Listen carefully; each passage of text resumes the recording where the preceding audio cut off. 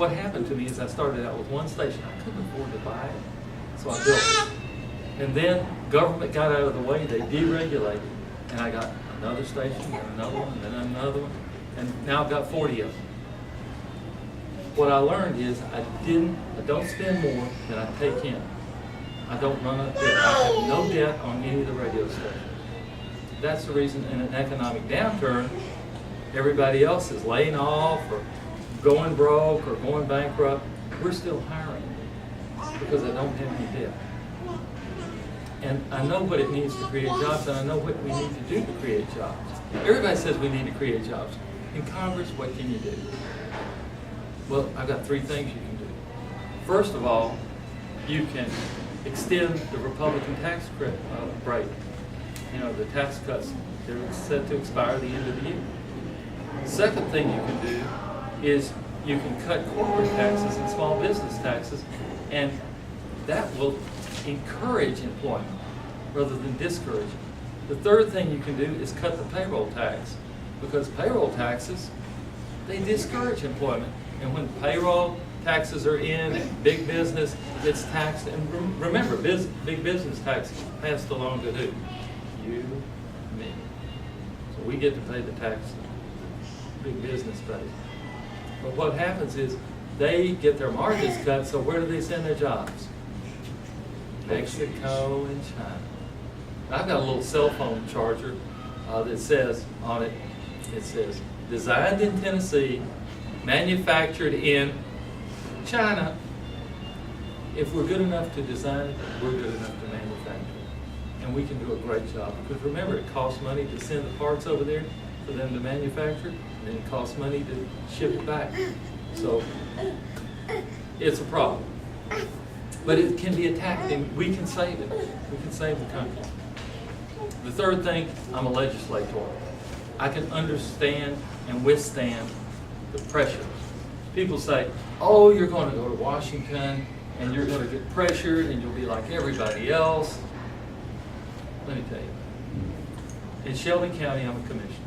Back in September, the county commission, 13 of them, 8 Democrats, 5 Republicans. Remember, it only takes 7 to pass them. They wanted to raise their own salary 30% in this economic time. I said, that's arrogant.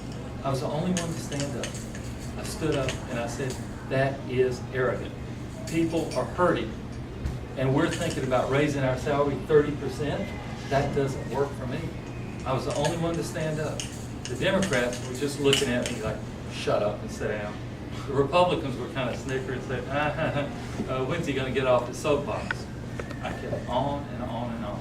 By the time I got through with them, they didn't raise it 30%, not 20%, not 10%. We cut everybody's salary 5%. We got a 5% cut.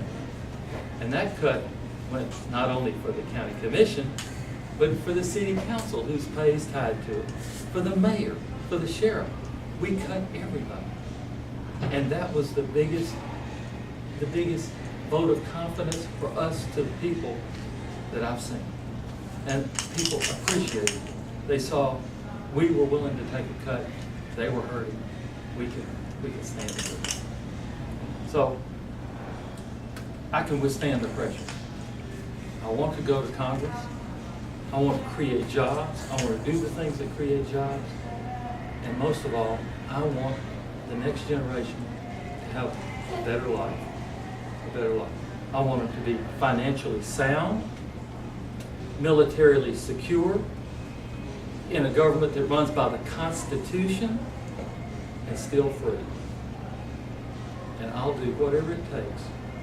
And I tell people, when I go to Congress, if I'm lucky enough to go, I'm going to work so hard, you're going to think you've elected 3 or 4 people. I'll be everywhere. I'll be yelling and screaming if I have to. I'll be calmly working for us, for our conservative values. Whatever it takes, I will do. I appreciate it. Thank you for being here. Thank you for, bringing this kind of energy to the Republican Party. At the end of the day, we've got to take this conservative seat. This 8th district, people are conservative. We need to take it to the Republican Party.